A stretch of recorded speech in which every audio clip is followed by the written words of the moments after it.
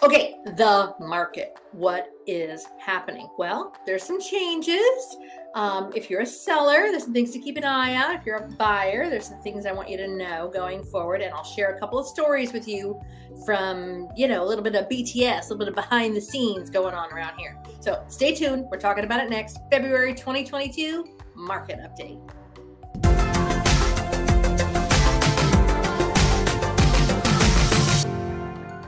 Okay, the market. Let's talk about it. So a lot of people are getting a little antsy about the interest rates. Interest rates have gone up just a smidge. It reduces the amount of money you're going to be able to purchase, so it is important.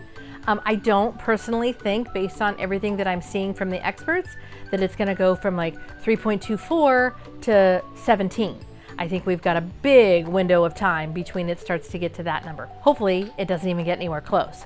We are going to be eking up a little bit into the 4s here, and then probably by the end of the year. Still 4%. 4%. Nothing crazy. We're talking 4% interest on your mortgage loan. Not a bad deal. It is still an incredible time to buy, and it is still worth getting into the real estate market. What is that saying? Don't wait to buy real estate. You buy real estate and wait. Now, if it's your forever home, it doesn't matter what the interest rates are. You're just going to be gaining equity the minute you close on your escrow and on your purchase. You're going to be gaining equity in the thousands of dollars based on how fast the market is changing. As of right now, February 2022, we have 0.9% of houses available. 0.9 means it's less than a month. I don't know what a 0.9 of a month is, but I know it's not even a month. You can look at the chart, and when it says 0.09 or 1, that's what that means. 1 means we have 1 month of inventory, which means if every house sold, every house would be gone in 1 month. It would take 1 month to clear every house. So when we have less than a month, that means there's even less houses on the market, and it would take less time to sell them all. That's not the way we live our life. We have houses listed every day.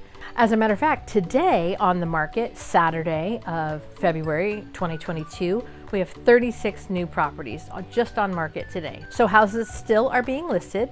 That's a good thing. I have seen from many different experts that nobody is expecting a giant flood of foreclosures. If that happens, it's still not going to offset how deep we are into a housing shortage. So what does that mean for you if you're thinking about selling? Well, if you're thinking about selling, chances are incredibly high you're going to have a multiple offer situation, no matter what your price point. You're going to have to get your plan in place for where you're going. So if you're leaving California, I did these videos over here with some of my colleagues in other states, more to come by the way, about other places that people in California are moving to. So if you're leaving to go to one of these places, you need to get your plan in place over there before you go on market here, because the housing shortage is nationwide. The shortage of properties available is nationwide. So when you are thinking about putting an offer in on a house in Utah or Florida or Georgia or Tennessee, you're going to need to know that your house needs to go on market so that you can get active over there and be an active buyer in those other states. Or if you're staying here in California and you're just moving up, it's time for your house to be bigger to accommodate you maybe working from home, or you've got more kids, or you just want something bigger and better. Go for it. Now is a great time. The interest rates are low. You know you can sell the house that you're in, and you will be able to find something with both of those things happening. In the time of our lives right now, 2022, there is as much interstate movement, California to Florida, Florida to Texas, everybody moving from state to state, as there was when the country was founded. Can you imagine? This is an incredible time to be a homeowner and to be a home buyer. So you have got to get your feet wet and get into this market, because as the saying goes, you don't wait to buy real estate, you buy real estate and wait. So the minute you close is going to be the time that your property price is going to start going up, because housing inventory is still low and people are still, it's like flies on a candy bar. Everybody wants what they've got, supply and demand, right? So Now that you know if you're selling, what to do, you've got to get your plan in place. Are you going to just sell, go in an RV and figure it out in your new state? Many people are, by the way. Or are you thinking now is going to be the time when you absolutely need to get qualified? Make sure you go here. This is how we can get you qualified locally to buy something here in Bakersfield. Our market, our price point is still very, very affordable for people living in and wanting to stay in California. I highly recommend when my buyers from Southern California and Northern California come in, which, praise the Lord, there are a lot of you. I'm so thankful that we get you qualified locally. That will be another video to come about why I recommend that so very, very heavily. So sellers, it's time to start getting your house ready and or on market, because these buyers are not going away. And this market is just gonna stay in your favor. So when you're getting these offers, you're gonna need to assess, do I look at just the bottom line of what I'm gonna make in proceeds? Sure.